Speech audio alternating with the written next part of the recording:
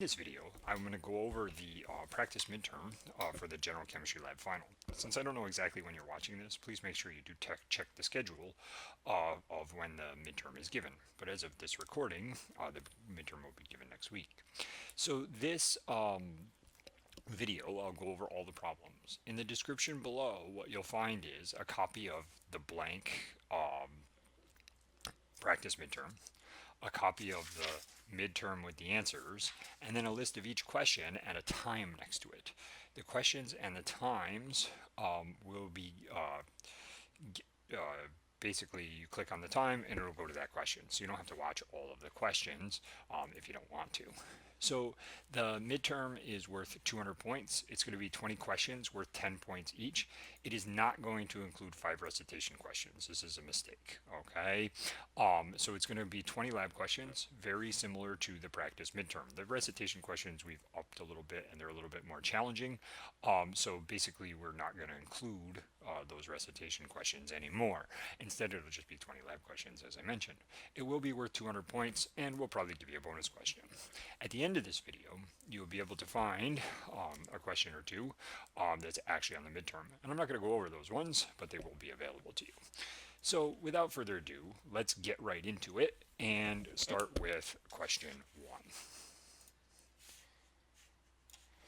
Question 1 says, if a student has 43 grams of sodium chloride solution containing 1.2 grams of sodium chloride, what is the mass percent of sodium chloride in the solution? Well, for solutions, the mass percent is equal to the mass of the solute, in this case salt, sodium chloride, over the mass of the solution. And because it's a percentage, we have to multiply by 100. Well, in this particular question, we're given everything we need to know. So the mass percent is the mass of the solute, given in the question, the 1.12 grams of NaCl, over the mass of the solution, which is 43 grams.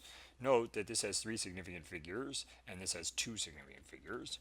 The 100 is just an exact number, so we don't need to consider significant figures. So our answer should just have 2 significant figures. When you do this math, you find that it's 2.6% salt, which is choice letter A. Question 2 says, what is the empirical formula of a compound with a molecular formula of C6H12O6? Well, an empirical formula, as we're going to do in question 2 and again in question 3, is the simplest ratio of moles. So if you have C6H12O6, which is glucose, there's a common denominator between these. 6 divides into 6, 6 divides into 12, and 6 divides into 6.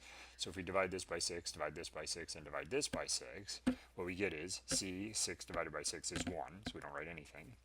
H, 12 divided by 6 is 2. And O, 6 divided by 6 is again 1, so we don't write it. So the empirical formula of glucose is CH2O. Question 3 says, a compound containing iron and chlorine is 0.34 grams of iron by mass and 0.65 grams of chlorine. What is the empirical formula of the compound? Well, as we talked about in question 2, an empirical formula is the simplest ratio of moles. But we're not given moles, we're given grams. So we need to convert those grams to moles and then find a ratio. So if we start with 0.34 grams of iron times, we use the molar mass and we put that on the bottom, which is 55.85 grams of iron, as found on the periodic table, and that is the mass of 1 mole of iron. Multiply by the top, divide by the bottom, and we find that there is 6.09 times 10 to the minus 3 moles of iron in 0.34 grams. Repeat for chlorine, starting with 0.65 grams of chlorine times, there's 35.45 grams of chlorine in 1 mole of chlorine. Multiply by the top, divide by the bottom, and you find that there's 1.8 times 10 to the minus 2 moles of Cl. So this converts the grams to moles. But now we need to find the simplest ratio. So we want to divide by the smaller. Here we have 6 times 10 to the minus 3 and about 2 times 10 to the minus 2.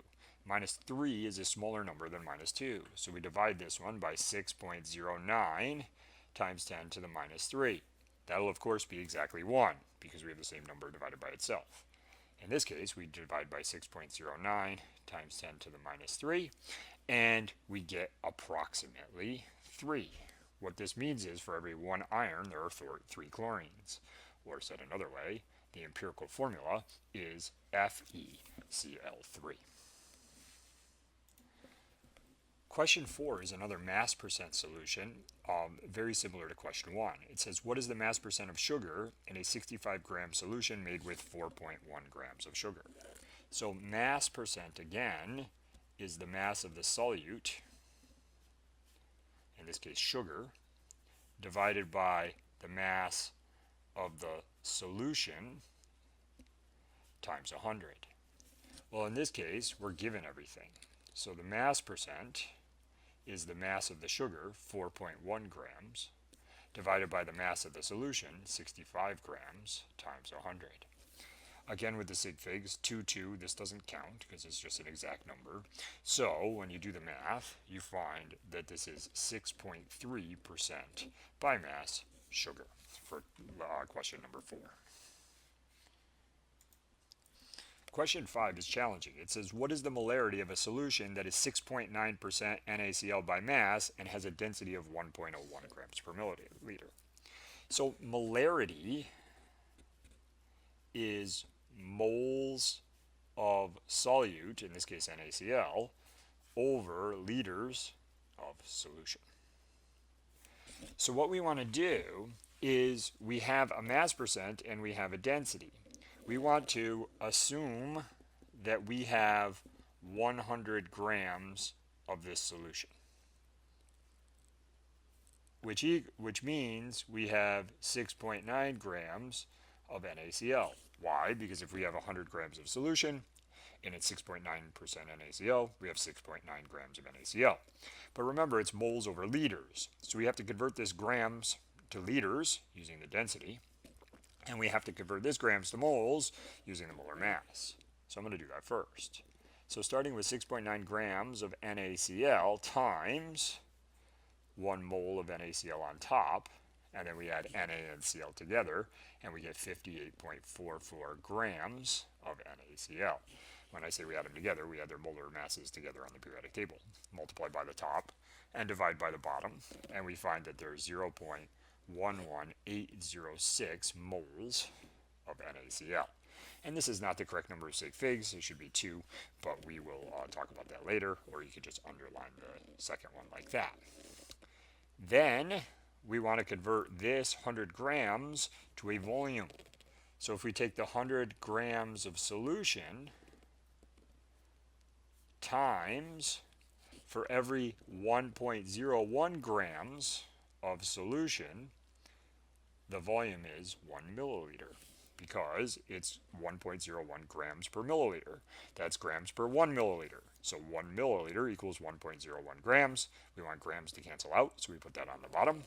And we get 99.01 milliliters.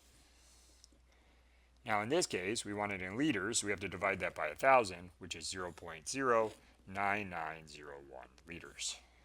Now we have everything we need. We have moles, we have liters, so we can take the moles, 0.11806 moles, divided by 0.09901 liters, and we find out that this is to 2 significant figures, because the mass percent is 2 significant figures, 1.2 molar. So the molarity of this 6.9% solution is 1.2 molar. Number 6 says, which of the following is the correct formula for a compound, for the compound magnesium chloride? So what we need to remember is, for main group elements, 1A, 2A, 3A, 5A, 6A, and 7A, we need to know the charge of the ions. So 1A metals are plus 1, 2A are plus 2, and 3A are plus 3. For the nonmetals, the 5A are minus 3, the 6A are minus 2, and the 7A are minus 1. So this is the charge of the ions. Well, we know this is going to be an ionic compound because it contains a metal and a nonmetal. So if you find magnesium on the periodic table, you'll find it's in 2A. Therefore, it is Mg2+. If you find chlorine on the periodic table, you'll find that it's in 7A. Therefore, it's Cl-. Remember, we cross the charges. So we bring the 1 down and we don't write it, so just Mg, no 1. And then we bring the 2 down and we do write it, MgCl2. So the formula of magnesium chloride is MgCl2. And I should move this so it doesn't get in the way again. So now we have MgCl2. Question 7 says, based on the calibration curve below, what does the r-squared value tell us? And if you notice here, the r-squared is 0.9996. Remember that an r-squared of 1 means that all the data points fit perfectly on the curve. It turns out that the curves that we make in this course are straight lines. They're not always straight lines, but the curves we make in this course are straight lines. So if this is 1, it means all of the data points are exactly on the line. So the r-squared tells us how well the data fits the linear curve. It doesn't tell us anything about accuracy. Okay, we could have over diluted all of our samples and not be very accurate at all, but still have a reasonable calibration curve of conductivity versus concentration. The experiment was precise. It does tell you a little bit about the precision of the relative points. However, really, in order to determine something about the precision, we would have to make each of these points multiple times and then calculate the standard deviation and the relative standard deviation. That would tell us about the precision. Since these were only done once, we can't really say much about the precision. And then, of course, it doesn't tell us anything about the accuracy and the precision, because we discussed why it doesn't tell us anything about the accuracy or the precision, so of course it can't be both. So all the r-squared tells us is that the data fits the linear curve well. It doesn't tell us anything about accuracy or precision. Question 8 says, based on the calibration curve in the previous question, what is the concentration of a sample with a conductivity of 67 microsiemens per centimeter? Well, we have y equals mx plus b. Note that conductivity is a y value. So this 67 microsiemens per centimeter is a y value. So what we want to do is we want to plug in for y and then solve for x. So x is here. So what we want to do is we want to plug in 0.67, I'm going to ignore the units, equals 5.959x plus 0.3542. So we simply use the equation of the line and we plug in the y value. Now we want to solve for x. So first, I'm going to move it down so you can see, we subtract 0.3542 minus 0.3542. And what we get is, one second, I have this on the other page. What we get is 60.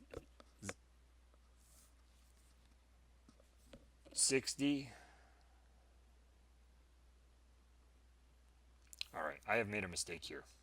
I apologize. This should be 67, not 0.67.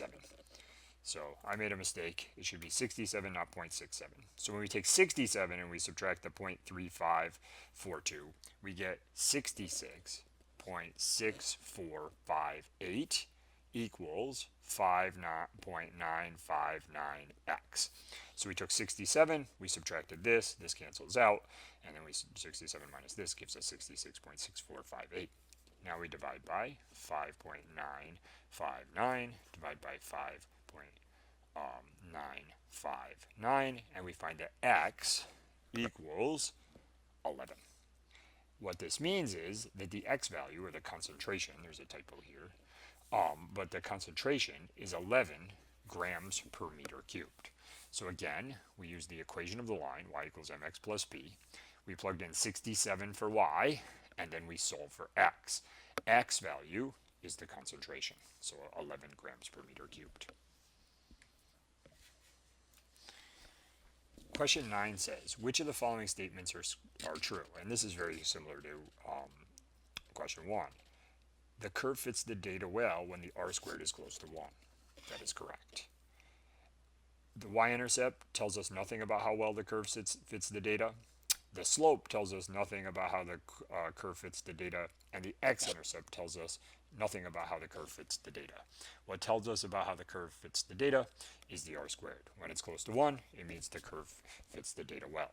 Note that although we call it a curve, in this class mostly what we do is linear regressions, so the curve is actually a line. Question 10 says, on the first day of this course, we discussed dimensional analysis. Based on that discussion, if a farmer has a 150 square foot plot of land and knows that he can grow 4 ears of corn per square foot, his equipment shucks corn at a rate of 12.5 ears of corn per minute, how many hours will it take him to shuck the entire plot of land? So we basically have a dimensional analysis problem that's not really related to chemistry, but you'll recall we did a bunch of these at the first day of lab. So in this case, what we want to do is develop a plan of attack. And ultimately, we want to know how many hours it will take this person to shuck all of the corn on the land. Well, what are we going to start with? Well, we're going to start with how many feet squared of land this person has. And then we're going to figure out how many ears of corn are on that land. And then finally, we're going to figure out how many minutes it will take to shuck all those ears of corn. Remember that to do each conversion, we need an inequality. Well, if we look into the equation, we know that there's 4 ears of corn per square foot. So 1 foot squared equals 4 ears of corn. So we have a relationship between feet squared and ears of corn. We also have a relationship between time and ears of corn. We know that 12.5 ears of corn equals 1 minute of time to shuck them, because you can do this at a rate of 12.5 ears per minute. But we don't want to know the time in minutes, we want to know it in hours, but we know, of course, that 60 minutes equals 1 hour. And I'm going to just write that as minutes, like that. So now we have equalities to do all of these things, and we have our plan of attack. So we're starting with the entire plot of land, which is 2150 feet squared times. Now we want feet squared to cancel out, so we want to put it on the bottom. So we put the 1 foot squared on the bottom and the 4 ears of corn on the top. After we find out how many ears of corn we have, we need to find out how many minutes they are. So we take the 12.5 ears of corn, so ears of corn will cancel out, and put it on the bottom, and we put the 1 minute on the top. And finally, we want to convert to hours. Well, we want minutes to cancel out, so we put the 60 minutes on the bottom and the 1 hour on the top. Multiply by the top, divide by the bottom, multiply by the top, divide by the bottom, multiply by the top, divide by the bottom in a calculator, and you will find that this will take 11.5 hours of time to shuck all of the corn on the land based on the information in question 10. Question 11 says, in the reaction of magnesium metal with aqueous copper 2 sulfate, which species is oxidized? So we need to remember our mnemonic device, which is Leo, the lion, says Gur. Leo means losing electrons is called oxidation. And Gur means gaining electrons is called reduction. So that is our mnemonic device that's going to help us to learn this. Now, or help us to remember this. Now we need to figure out what's oxidized and what's reduced. Well, here we have ionic compounds and we have elements. The oxidation states of all elements are 0. So magnesium is 0 on this side and copper is 0 on this side. That's something we just have to remember. The oxidation state of all elements are 0. The oxidation state of ions is the same as their charge. So magnesium is a main group element, and as we did in a previous question, that means its charge, because it's in group 2A, is +2. How about copper? Well, copper is a transition metal. It could have multiple charges, and it's with sulfate. So to do that, we have to do this math equation. Copper plus -2 equals 0. This is copper plus the charge on sulfate, it says SO42 minus, equals 0, the overall charge on copper sulfate. When you do this math, you find that copper is plus 2. So copper goes from plus 2 to 0. To go from a positive charge to 0, you have to gain electrons. Gaining electrons is reduction. Magnesium goes from 0 to plus 2. In order to go from 0 to plus 2, you have to lose electrons, right? Because electrons are negatively charged, so the charge goes up. This is oxidation. So magnesium is oxidized, and copper 2 plus is reduced. So in this case, it asks us for which species is being oxidized, and the answer is magnesium. Question 12 says, if a reaction is expected to yield 9.2 grams of product but only yields 2.3 grams, what is the percent yield? Well, the percent yield is equal to the actual yield divided by the theoretical yield times 100. In this case, the actual yield is given 2.3 grams, and the theoretical yield is also given 9.2 grams multiplied by 100, and when you do all that math, you find that the percent yield here is 25%, which is choice letter B.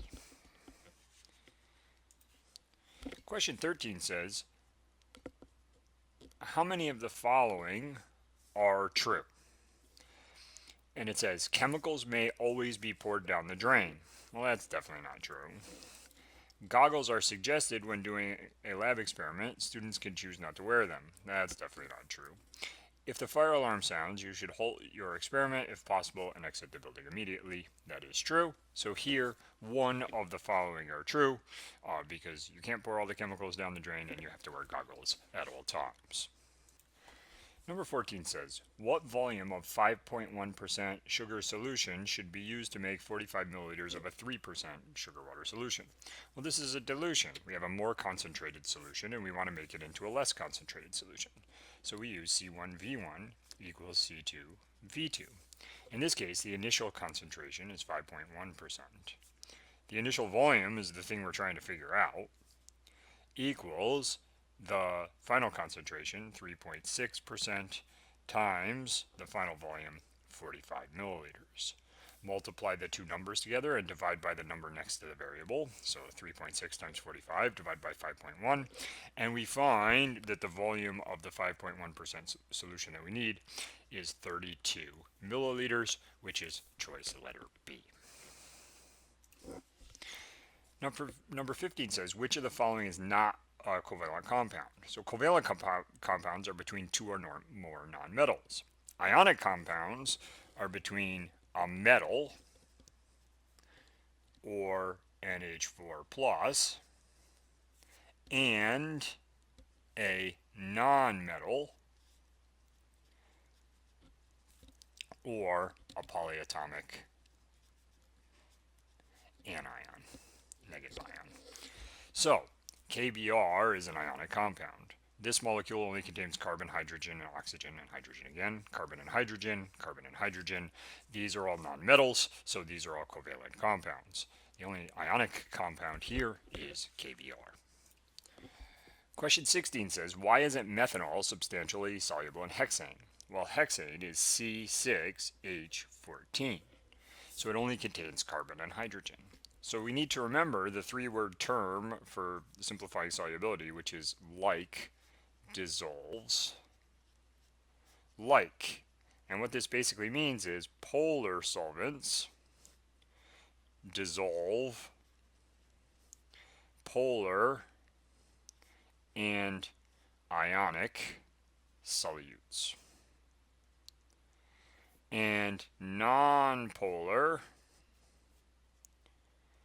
solvents dissolve nonpolar solutes. And I'm not going to write solutes again. So this is basically that. Well, this only contains carbon and hydrogen, so this is non-polar polar.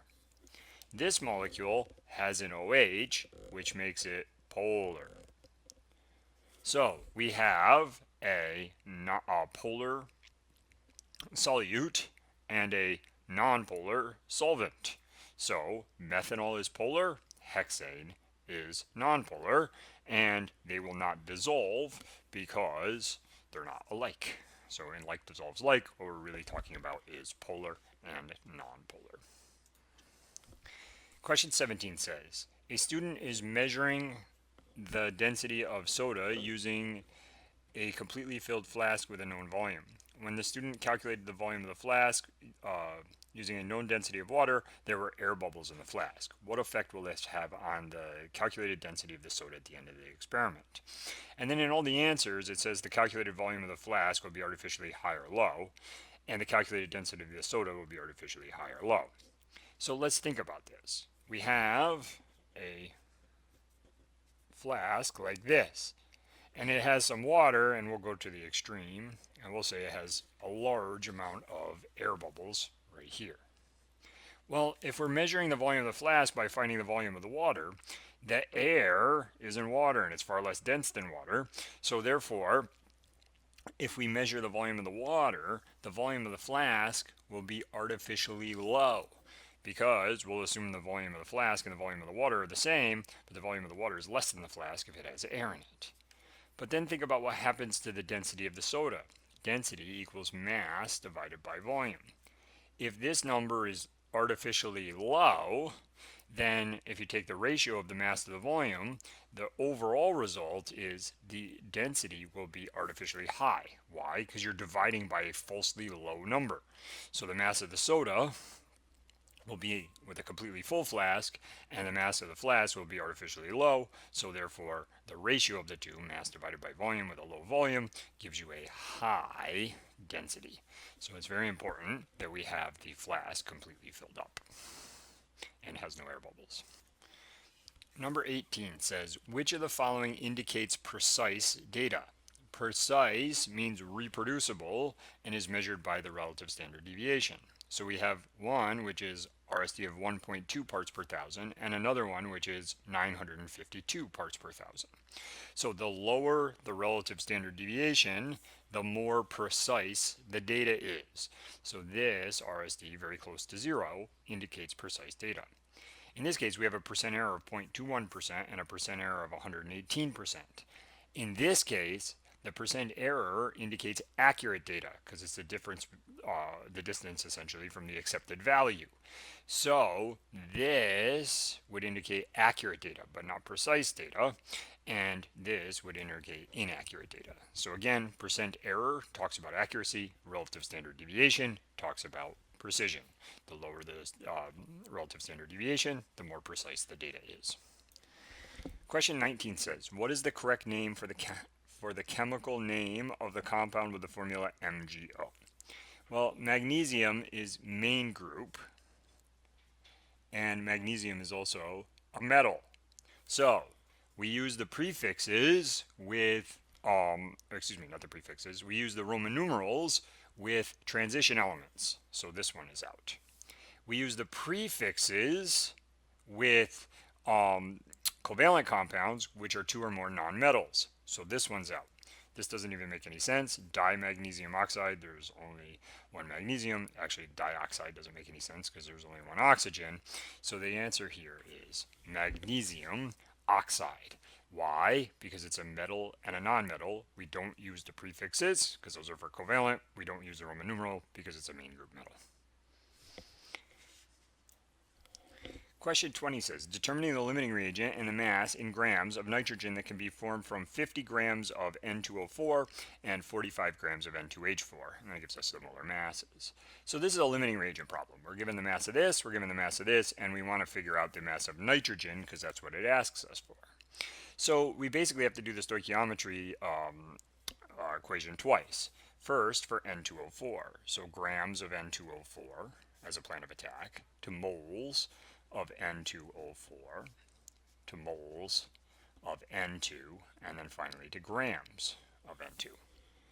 We then need to repeat that entire thing for N2H4, so grams of N2 H4 to moles of N2H4 to moles of N2 to grams of N2.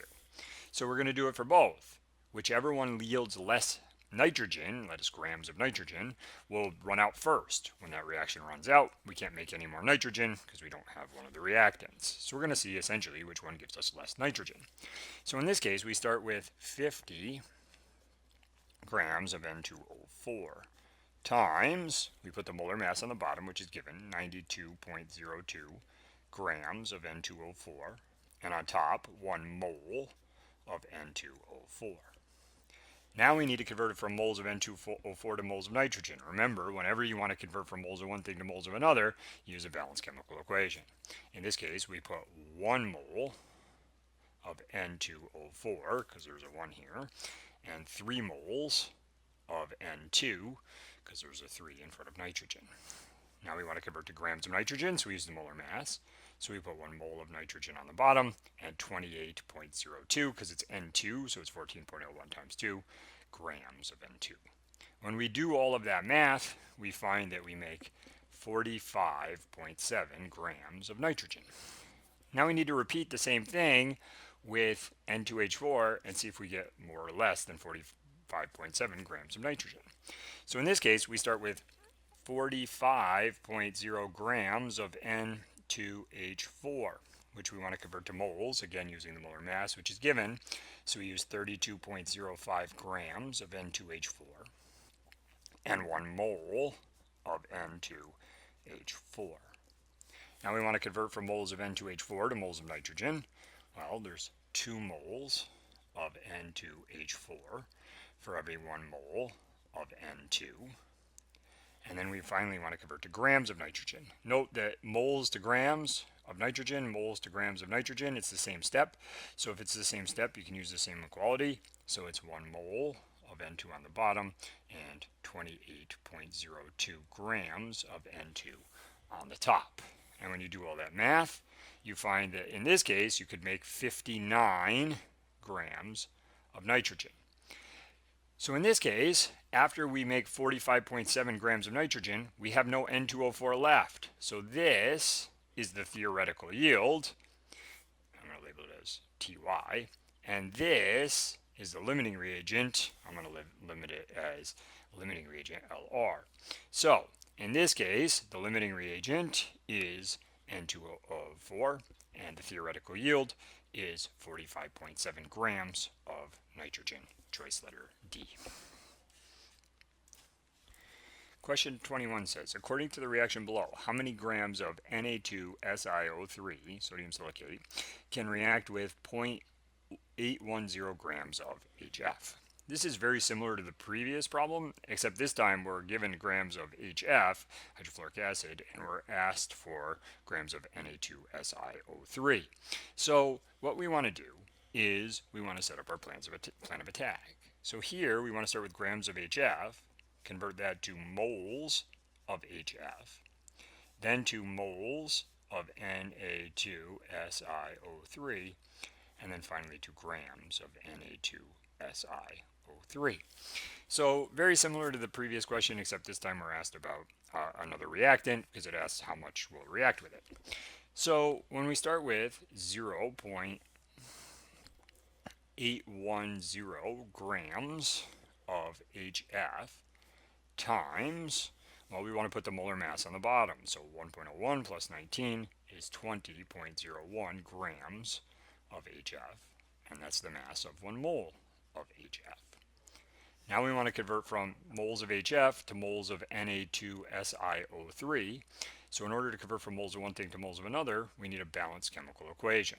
So in this case, we look at the balanced chemical equation, and we put 8 moles of HF on the bottom and 1 mole of Na2SiO3 on the top, because there's 8 HF and 1 Na2SiO3. Now finally, we want to convert it to grams of Na2SiO3, so we have to get the molar mass of that. So 1 mole of Na2SiO3 is equal to 122.06 grams of Na2SiO3. multiply by the top, divide by the bottom, multiply by the top, divide by the bottom, repeat until you get to the end, and you get 0.618 grams of Na2SiO3, which is choice letter D. Question 22 says, what ions are present in solution upon dissolving CaOH2 in water? Well, if we take calcium hydroxide as a solid and we dissolve it in water, it breaks up into its ions because calcium hydroxide is somewhat soluble in water. So we get Ca2 plus, it's a 2A metal, aqueous, plus OH minus, aqueous. Now this is enough to answer the question, which is choice letter B. However, if you actually were writing the equation, you'd have to balance this, and since this is OH2, we'd have to put a 2 in front of OH minus. So remember that soluble ionic compounds break up into their ions in solution. Hydroxide, which you can recognize because it's in parentheses, is a stable polyatomic ion, which is OH minus. So I would strongly recommend that you write your polyatomic ions on your cheat sheet. Question 23 says, 1 cup of fresh orange juice contains 0.124 grams of ascorbic acid, vitamin C, C6H8O6. What is the molarity of vitamin C in orange juice? 1 cup is 226.4 milliliters, and the molar mass of ascorbic acid is 176.12 grams per mole. So you'll recall, as is discussed earlier, molarity is moles of solute over liters of solution. So, unfortunately, we're not given moles or liters. We're given grams and milliliters. Well, we can easily convert the milliliters to liters by dividing by 1,000. So if we divide this by 1,000, we get 0.2264 liters of solution. But we need to convert the grams to moles as well. So if we start with 0.126 grams of C6H8O6 and we put 1 mole of C6H8O6 on the top and the molar mass 176.12 grams of C6H8O6 on the bottom, then we find that there's 7.0407 times 10 to the minus 4 moles of C6H8O6 present in this solution. And this is a 4. My handwriting is not the best. So, one thing to remember is that there are 3 sig figs here. Now we can plug in. We have the moles of solute, we have the liters. So if you put in the 7.0407 times 10 to the minus 4 moles over the 0.2264 liters, what we end up with is 3.11 times 10 to the minus 3 molar. And that's 3 sig figs because our original mass was 3 sig figs. Note that choice letter D is the same number, but it is not in scientific notation. So if we move this 1, 2, 3 times, we'd get 3.11 times 10 to the minus 3. But here, it's not in scientific notation. So we choose choice letter D. Question 24 says, how many of the following are not ionic compounds? So, ionic compounds occur between a metal, or ammonium, and a nonmetal, or a polyatomic anion, a negative polyatomic ion. Covalent compounds occur between 2 or more nonmetals. So, PF5 occurs between 2 or more nonmetals, phosphorus and fluorine. NaI has sodium, that's metals. SCl2 occurs between sulfur and chlorine, so this is 2 nonmetals, both sulfur and chlorine are nonmetals. Calcium nitrate has a metal and a polyatomic anion, so that's an ionic compound. FeCl3 has iron, which is a metal. COCl3 has cobalt, which is a metal, and N2O4, 2 nonmetals. So therefore, in this particular question, there are 3 covalent compounds, or 3 of them, that do not contain metals. They only contain nonmetals. Question 25 says, which of the following is an example of a hypothesis? So a hypothesis is a prediction of what's going to happen and a reason for that prediction. So I own two cats is simply a statement. That is not a prediction or a reason. That's the right answer. There are no drinks allowed in the lab. Again, that is a statement. That is not a prediction and a reason. General chemistry is my favorite class. Again, is a just a statement. The bus will be late. The bus will be late is a prediction. Why will that bus be late? Because it snowed this morning. So it snowed this morning is your reason for predicting that the bus will be late. So hypothesis again contains a prediction and a reason. And in this course we say a prediction of the expected results and a scientific reason for that. These are more simplified examples, but again, the other three examples are simply statements, and this one contains a prediction and a reason. For the midterm, you're going to need a calculator, not a cell phone, a writing utensil, a pen or pencil, doesn't matter, and your student ID number. That's the 000 number. You're going to take it, or 00.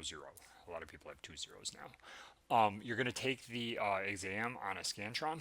So you are going to need to bubble that in. Make sure you bubble in your name, make sure you bubble in your ID number, and make sure you bubble in your version number of your exam. So that's really, really important. You're also allowed a cheat sheet of an exam for the exam, which is one sheet of normal sized paper, 8.5 by 11, with anything you want. Some suggestions of things you might want to put on your cheat sheet, if you don't already have them memorized, are your polyatomic ions, the solubility rules, naming rules for main group metal ionic compounds, transition metal ionic compounds, and for covalent compounds, the dilution equation, C1V1 equals C2V2, the percent yield, which is the actual yield divided by the theoretical yield times 100. Leo the lion says Gur. Losing electrons is called oxidation. Gaining electrons is called reduction. Mass percent, which is for solutions, it's the mass of the solute over the mass of the solution times 100.